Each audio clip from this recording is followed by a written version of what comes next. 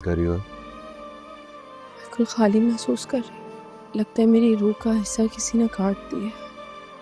मेरे पास खुश रहने की कोई वजह ही नहीं बची। मेरे साथ फैमिली नहीं बनाना चाहते, इसकी कोई तो वजह होगी ना। वैसे मुझे याद है जब लास्ट टाइम तुम अनुषी से मिले थे, प्रेग्नेंट थी ना वो? यही वजह है ना? अंदर अनुषा नाम की एक लड़की होगी, उसे कहिए सिकंदर आया है। नहीं, अनुषा तो यहाँ नहीं रहती। बेटी है वो मेरी, माँ के खिलाफ तो नहीं जाएगी।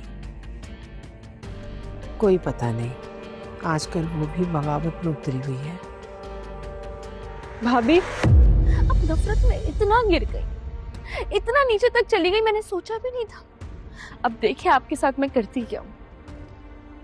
रस्सी जल गई मगर बल नहीं निकला।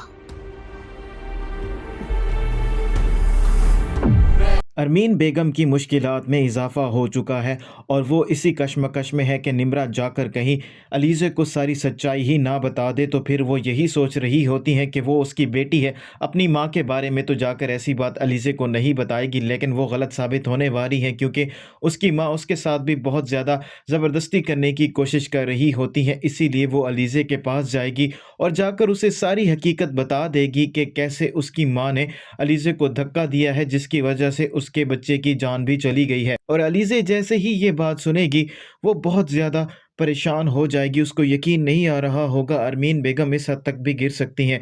और अरमीन बेगम को भी ये बात मालूम हो जाएगी निम्रा अलीज़े के कमरे में गई हुई है और अरमीन बेगम भी फौरी तौर पर निम्रा के पीछे उसके कमरे में पहुंच जाएगी। लेकिन अरमीन बेगम को जाते हुए बहुत ज़्यादा देर हो चुकी होती है।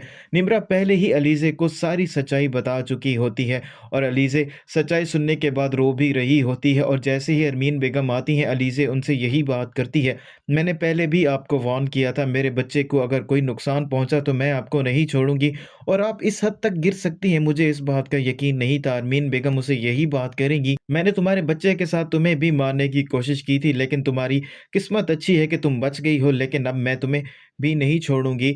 और अलीज़े यही बात करेंगी, मैं अब आपको नहीं छोड़ने वाली, आपको तो यही लगा था मैं नहीं बचूंगी लेकिन मैं बच गई हूँ, इसका यही मतलब है कि अब आपकी ज़िंदगी तंग हो चुकी है। और अरमीन बेगम उसे यही बात करेगी, रस्सी जल गई है लेकिन बल नहीं गया और मैं तुम्हें देखती हूँ कि तुम कैसे मुझे मारती हो। और वहीं दूसरी तरफ अब सिकंदर की मुश्किलात में भी इजाफा हो चुका है, उसके लिए ये बात साबित करना बहुत ज़्यादा मुश्किल हो रही है कि उसका अनुषे के साथ कोई भी ताल्लुक़ नहीं है, जबकि अरीशा उसको बार बार यही बात कर रही होती है कि तुम अभी तक अनुषे के साथ टच में हो और उसके साथ तुम्हारा बच्चा भी है। लेकिन सिकंदर अनुषे को ढूंढने की कोशिश कर रहा होता है लेकिन उसे अनुषे की कहीं कोई खैर खबर नहीं मिलती।